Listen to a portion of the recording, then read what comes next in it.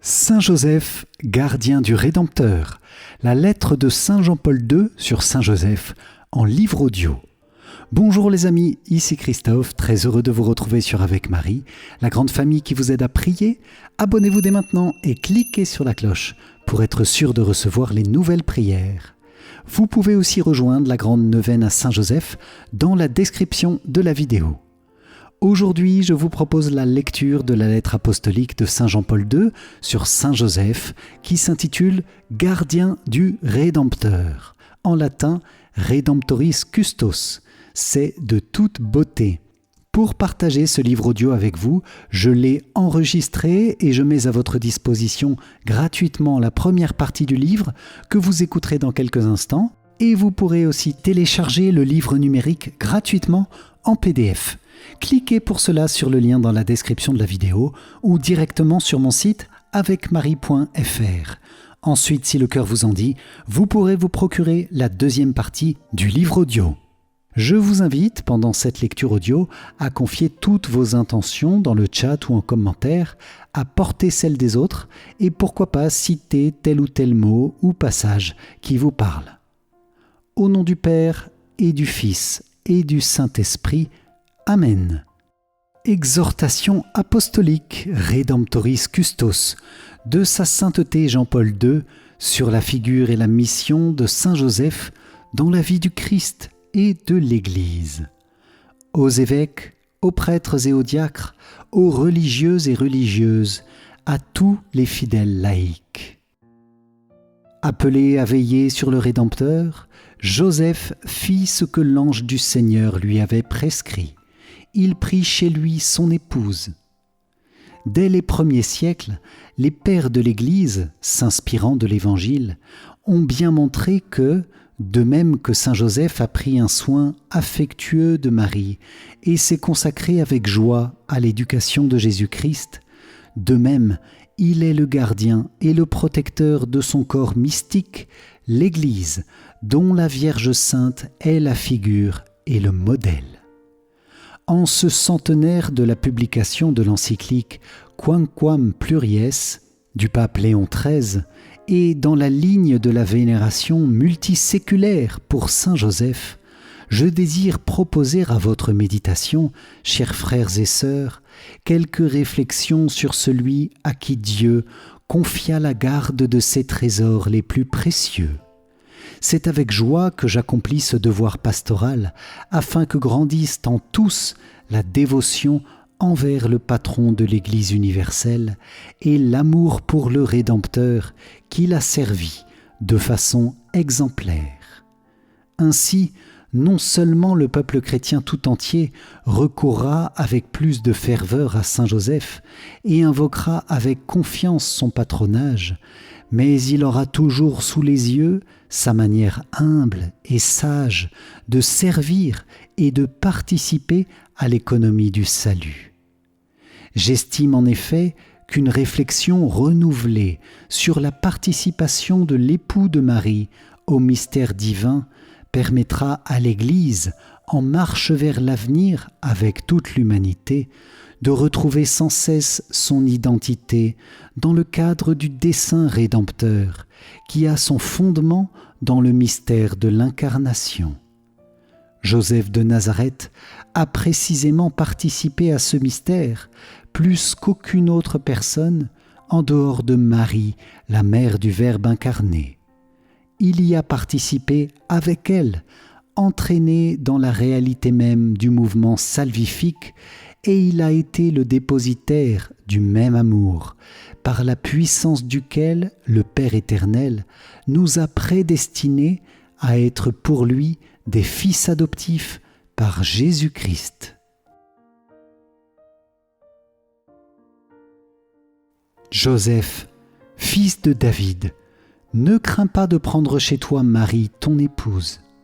Ce qui a été engendré en elle vient de l'Esprit Saint, et elle enfantera un fils auquel tu donneras le nom de Jésus, car c'est lui qui sauvera son peuple de ses péchés. Ces paroles contiennent le noyau central de la vérité biblique sur Saint Joseph, sur le moment de son existence, auxquels se réfèrent en particulier les pères de l'Église. L'évangéliste Matthieu explique la signification de ce moment en précisant comment Joseph l'a vécu. Mais pour comprendre pleinement son contenu et son contexte, il est important d'avoir présent à l'esprit le passage parallèle de l'évangile de Luc. En effet, en référence au verset qui dit « Voici quelle fut l'origine de Jésus-Christ », Marie, sa mère, était accordée en mariage à Joseph. Or, avant qu'ils aient habité ensemble, elle se trouva enceinte par le fait de l'Esprit Saint. L'origine de la maternité de Marie, par le fait de l'Esprit Saint, est décrite de façon plus détaillée et plus explicite dans ce que nous lisons en Luc à propos de l'annonce de la naissance de Jésus. L'ange Gabriel fut envoyé par Dieu dans une ville de Galilée du nom de Nazareth à une jeune fille accordée en mariage à un homme nommé Joseph de la famille de David. Cette jeune fille s'appelait Marie.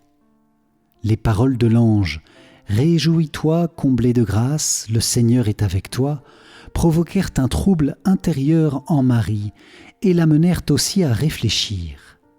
Le messager tranquillise alors la Vierge et en même temps lui révèle le dessein spécial de Dieu sur elle. « Sois sans crainte, Marie, car tu as trouvé grâce auprès de Dieu. Voici que tu vas être enceinte, tu enfanteras un fils et tu lui donneras le nom de Jésus. Il sera grand et sera appelé Fils du Très-Haut. Le Seigneur Dieu lui donnera le trône de David, son père. » Peu auparavant, l'évangéliste avait affirmé qu'au moment de l'Annonciation, Marie était accordée en mariage à un homme nommé Joseph de la famille de David. La nature de ce mariage est expliquée indirectement lorsque Marie, après avoir entendu ce que le messager avait dit de la naissance d'un fils, demande « Comment cela se fera-t-il puisque je suis vierge ?»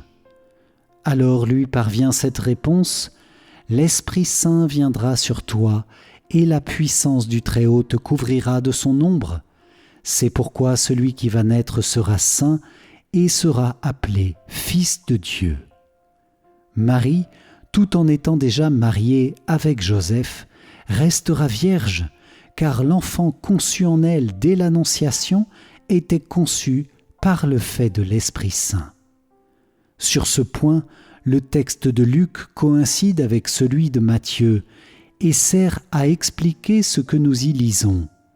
Si, après le mariage avec Joseph, Marie se trouva enceinte par le fait de l'Esprit Saint, ce fait correspond à tout ce que comporte l'Annonciation, en particulier aux dernières paroles prononcées par Marie, « Que tout se passe pour moi comme tu l'as dit ». Répondant au clair dessein de Dieu, Marie, au fur et à mesure que s'écoulent les jours et les semaines, se présente devant les gens et devant Joseph comme enceinte, comme celle qui doit enfanter, et qui porte en elle le mystère de la maternité. En de telles circonstances, Joseph, son époux, qui était un homme juste et ne voulait pas la dénoncer publiquement, résolut de la répudier secrètement. Il ne savait pas quelle attitude adopter devant cette étonnante maternité de Marie. Il cherchait évidemment une réponse à la question qui l'inquiétait, mais surtout il cherchait une issue à cette situation difficile pour lui. Alors qu'il avait formé ce projet, voici que l'ange du Seigneur lui apparut en songe et lui dit « Joseph, fils de David, ne crains pas de prendre chez toi Marie ton épouse, ce qui a été engendré en elle vient de l'Esprit Saint, et elle enfantera un fils, auquel tu donneras le nom de Jésus, car c'est lui qui sauvera son peuple de ses péchés. » Il y a une analogie étroite entre l'annonciation du texte de Matthieu et celle du texte de Luc. Le messager divin introduit Joseph dans le mystère de la maternité de Marie, celle qui est son épouse, selon la loi, tout en restant vierge, est devenue mère par le fait de l'Esprit Saint. Et quand le Fils que Marie porte en son sein viendra au monde, il devra recevoir le nom de Jésus. C'était là un nom connu parmi les Israélites, et on le donnait parfois aux enfants. Mais ici, il s'agit du Fils qui, selon la promesse divine, accomplira pleinement la signification de ce nom, Jésus, Yehoshua, qui veut dire « Dieu sauve ». Le messager s'adresse à Joseph en tant qu'époux de Marie, celui qui, le moment venu, devra donner ce nom au fils qui naîtra de la Vierge de Nazareth, qui l'a épousé. Il s'adresse donc à Joseph en lui confiant les devoirs d'un père terrestre à l'égard du fils de Marie. À son réveil, Joseph fit ce que l'ange du Seigneur lui avait prescrit. Il prit chez lui son épouse. Il la prit avec tout le mystère de sa maternité. Il la prit avec le Fils qui devait venir au monde par le fait de l'Esprit Saint. Il manifesta ainsi une disponibilité de volonté semblable à celle de Marie à l'égard de ce que Dieu lui demandait par son messager. Lorsque Marie, peu après l'Annonciation, se rendit dans la maison de Zacharie pour rendre visite à sa parente Élisabeth, elle entendit, au moment où elle la saluait, les paroles prononcées par Élisabeth, remplies de l'Esprit Saint. Après la parole qui rejoignait la salutation de l'ange de l'Annonciation, Élisabeth dit « Bienheureuse celle qui a cru en l'accomplissement de ce qui lui a été dit de la part du Seigneur. » Ces paroles ont été le fil conducteur de l'encyclique Redemptoris Mater, par laquelle j'ai voulu approfondir l'enseignement du Concile Vatican II qui déclare « La bienheureuse Vierge avança dans son pèlerinage de foi, gardant fidèlement l'union avec son Fils jusqu'à la croix, précédant tous ceux qui, par la foi, suivent le Christ. » Or, au début de ce pèlerinage, la foi de Marie rencontre la foi de Joseph. Si Élisabeth a dit de la mère du Rédempteur « Bienheureuse celle qui a cru », on peut en un sens attribuer aussi cette béatitude à Joseph, car il a répondu affirmativement à la parole de Dieu quand elle lui a été transmise en ce moment décisif. Joseph, il est vrai, n'a pas répondu à l'annonce de l'ange comme Marie, mais il fit ce que l'ange du Seigneur lui avait prescrit, il prit chez lui son épouse. Ce qu'il fit est pure obéissance de la foi. On peut dire que ce que fit Joseph l'unit d'une manière toute spéciale à la foi de Marie. Il accepta comme une vérité venant de Dieu ce qu'elle avait déjà accepté lors de l'Annonciation. Le Concile dit « À Dieu qui révèle est due l'obéissance de la foi, par laquelle l'homme s'en remet tout entier et librement à Dieu, dans un complet hommage d'intelligence et de volonté à Dieu qui révèle et dans un assentiment volontaire à la révélation qu'il fait. » Cette phrase, qui touche à l'essence même de la foi, s'applique parfaitement à Joseph de Nazareth.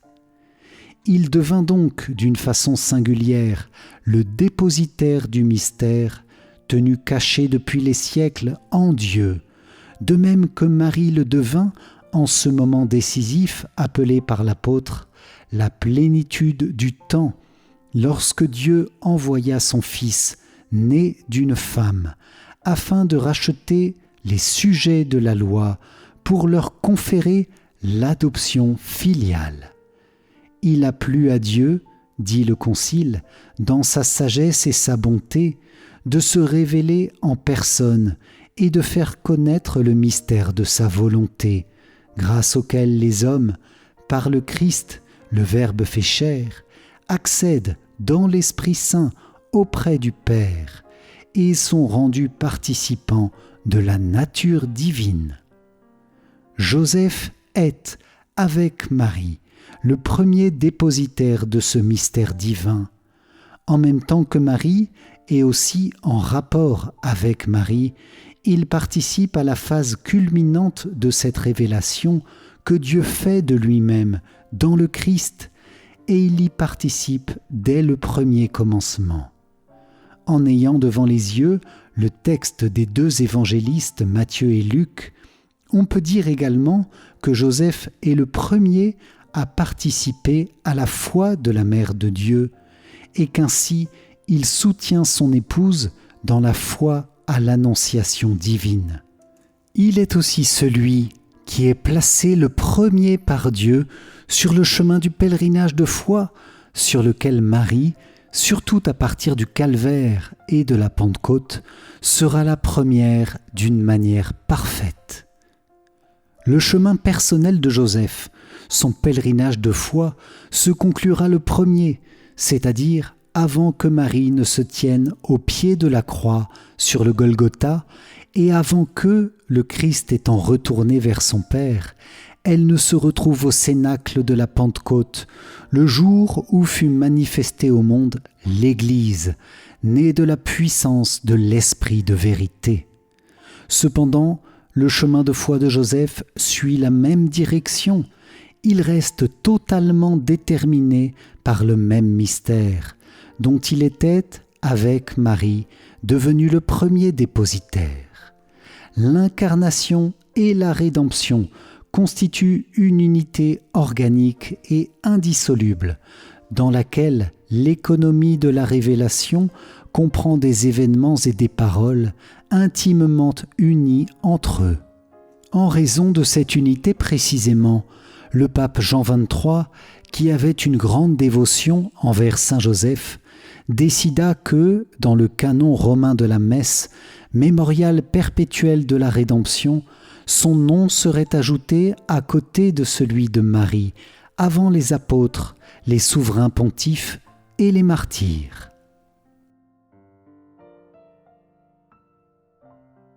Comme il résulte des textes évangéliques, le mariage de Marie est le fondement juridique de la paternité de Joseph. C'est pour assurer une présence paternelle auprès de Jésus que Dieu choisit Joseph comme époux de Marie. Il s'ensuit que la paternité de Joseph, relation qui le place le plus près possible du Christ, fin de toute élection et de toute prédestination, passe par le mariage avec Marie, c'est-à-dire par la famille. Tout en affirmant clairement que Jésus a été conçu par le fait de l'Esprit Saint et que dans ce mariage la virginité a été préservée, les évangélistes appellent Joseph l'époux de Marie et Marie l'épouse de Joseph. Pour l'Église aussi, il est important de proclamer la conception virginale de Jésus. Il est non moins important de défendre le mariage de Marie avec Joseph, car juridiquement, c'est de lui que dépend la paternité de Joseph. On comprend alors pourquoi les générations ont été énumérées selon la généalogie de Joseph. Pourquoi, se demande saint Augustin, n'aurait-elle pas dû être celle de Joseph ? Joseph n'était-il pas l'époux de Marie ? L'Écriture affirme, par la voix autorisée de l'ange, qu'il était son époux. « Ne crains pas, dit-il, de prendre chez toi Marie, ton épouse. Ce qui a été engendré en elle vient de l'Esprit Saint. » Il reçoit l'ordre de donner à l'enfant son nom, bien qu'il ne soit pas né de lui. « Elle enfantera un fils, dit-il, auquel tu donneras le nom de Jésus. » L'Écriture sait bien que Jésus n'est pas né de Joseph, puisque, alors qu'il était préoccupé au sujet de l'origine de la maternité de Marie, il lui est dit « Cela vient de l'Esprit Saint ». Et pourtant, l'autorité paternelle ne lui est pas enlevée, puisqu'il lui est ordonné de donner à l'enfant son nom. Enfin, la Vierge Marie elle-même, qui a bien conscience de ne pas avoir conçu le Christ par l'union conjugale avec lui, l'appelle cependant Père du Christ. Le fils de Marie est aussi fils de Joseph, en vertu du lien matrimonial qui les unit. En raison de ce mariage fidèle, ils méritèrent tous les deux d'être appelés les parents du Christ. Non seulement elle d'être appelée sa mère, mais lui aussi d'être appelé son père, de même qu'époux de la mère, car ils étaient l'un et l'autre par l'esprit, et non par la chair. Dans ce mariage, il ne manqua rien de ce qui était nécessaire pour le constituer. En ces pères et mères du Christ se sont réalisés tous les biens du mariage, la progéniture, la fidélité, le sacrement. Nous connaissons la progéniture, qui est le Seigneur Jésus lui-même, la fidélité, car il n'y a aucun adultère, le sacrement, car il n'y a aucun divorce. Quand ils analysent la nature du mariage, saint Augustin comme saint Thomas considèrent constamment qu'elle réside dans l'union indivisible des esprits, dans l'union des cœurs, dans le consentement. Tous éléments qui se sont manifestés d'une manière exemplaire dans ce mariage. Au point culminant de l'histoire du salut, quand Dieu révèle son amour pour l'humanité par le don du Verbe, c'est précisément le mariage de Marie et de Joseph qui réalise en pleine liberté le don sponsal de soi en accueillant et en exprimant un tel amour. Dans cette grande entreprise du renouvellement de toutes choses dans le Christ, le mariage, lui aussi purifié et renouvelé, devient une réalité nouvelle, un sacrement de la nouvelle alliance. Et voici qu'au seuil du Nouveau Testament, comme à l'entrée de l'Ancien, se dresse un couple. Mais, tandis que celui d'Adam et Ève fut la source du mal qui a déferlé sur le monde, celui de Joseph et de Marie est le sommet, d'où la sainteté se répand sur toute la terre. Le Sauveur a commencé l'œuvre du salut par cette union virginale et sainte, où se manifeste sa toute-puissante volonté de purifier et sanctifier la famille, ce sanctuaire de l'amour et ce berceau de vie. Que d'enseignements en découlent aujourd'hui pour la famille, puisque, en définitive, l'essence de la famille et ses devoirs sont définis par l'amour, et que la famille reçoit la mission de garder, de révéler et de communiquer l'amour, reflet vivant et participation réelle de l'amour de Dieu pour l'humanité et de l'amour du Christ Seigneur pour l'Église, son épouse. C'est dans la Sainte Famille, cette Église en miniature, par excellence, que toutes les familles chrétiennes doivent trouver leur reflet. En elle, en effet, par un mystérieux dessein de Dieu, le Fils de Dieu a vécu caché durant de longues années. Elle est donc le prototype et l'exemple de toutes les familles chrétiennes. Saint Joseph a été appelé par Dieu à servir directement la personne et la mission de Jésus en exerçant sa paternité. C'est bien de cette manière qu'il coopère dans la plénitude du temps au grand mystère de la rédemption et qu'il est véritablement ministre du salut.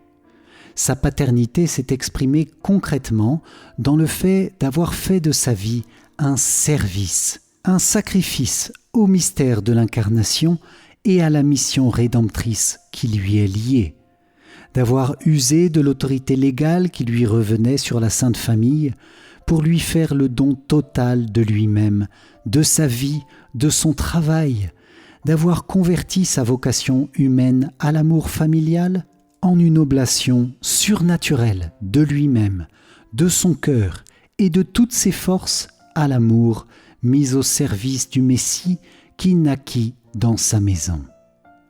La liturgie rappelle qu'à Joseph a été confiée la garde des mystères du salut à l'aube des temps nouveaux, et elle précise qu'il fut le serviteur fidèle et prudent à qui Dieu confia la Sainte Famille pour qu'il veille comme un père sur son Fils unique.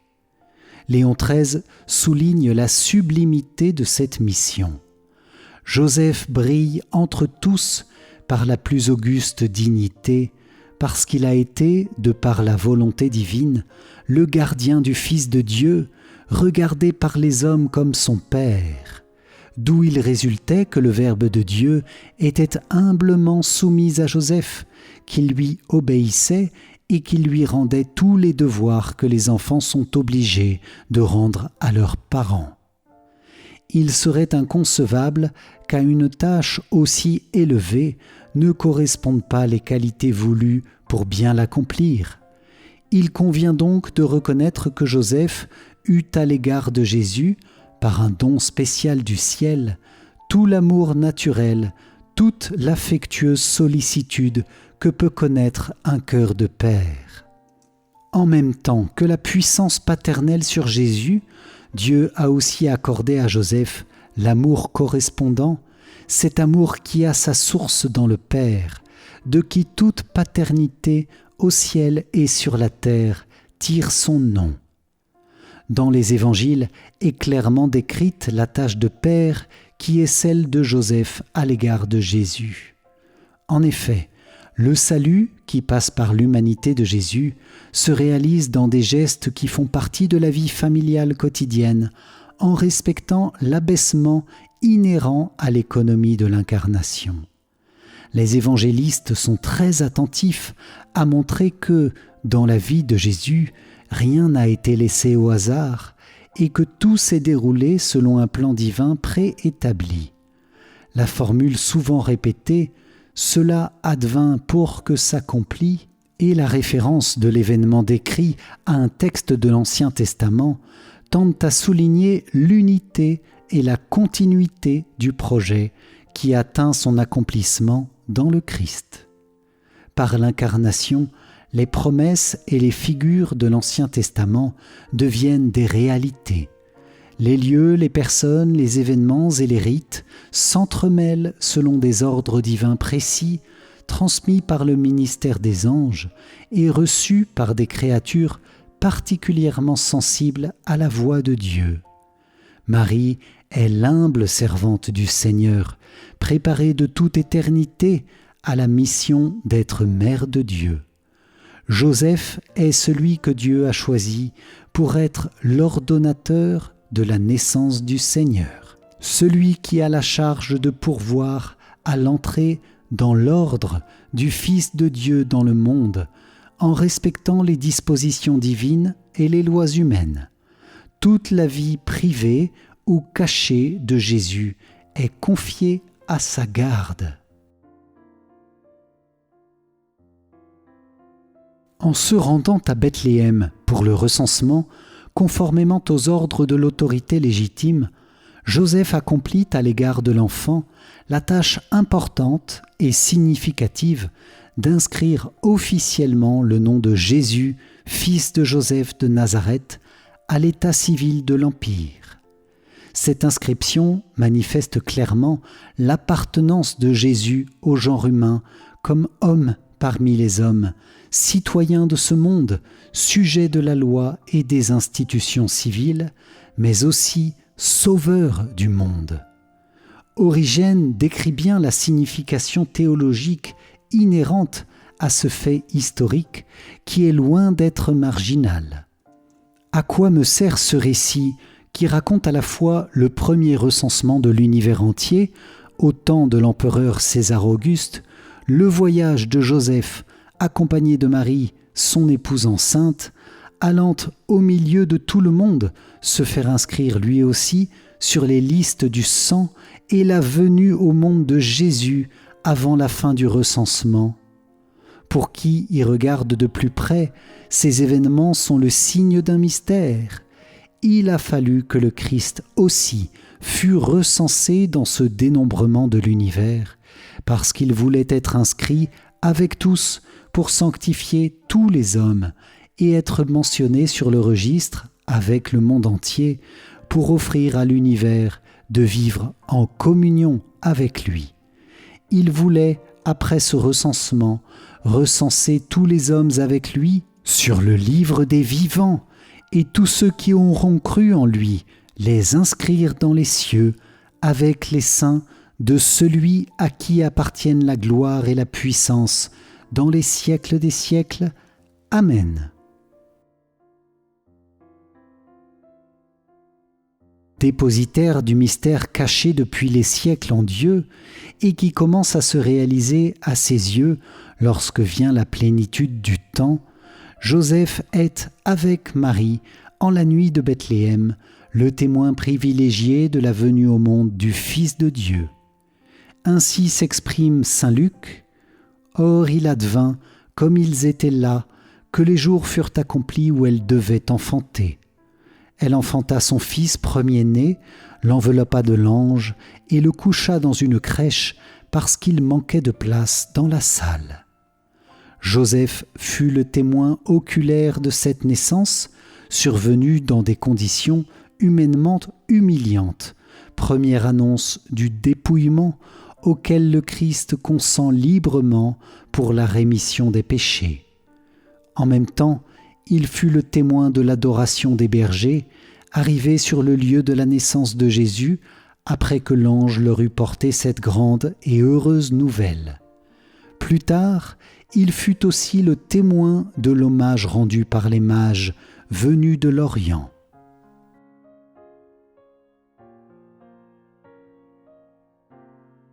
La circoncision d'un fils était le premier devoir religieux du Père.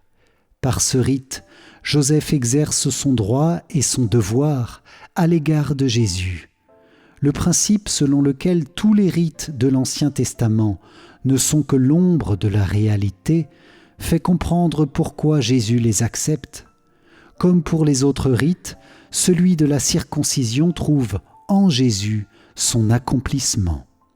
L'alliance de Dieu avec Abraham, dont la circoncision était le signe, atteint en Jésus son plein effet et sa réalisation parfaite, car Jésus est le oui de toutes les anciennes promesses.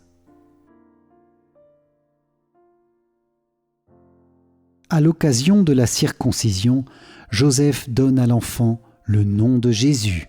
Ce nom est le seul nom dans lequel se trouve le salut, et sa signification avait été révélée à Joseph au moment de son annonciation. Tu lui donneras le nom de Jésus, car c'est lui qui sauvera le peuple de ses péchés. En lui donnant son nom, Joseph manifeste sa paternité légale à l'égard de Jésus, et en prononçant ce nom, il proclame la mission de sauveur qui est celle de l'enfant.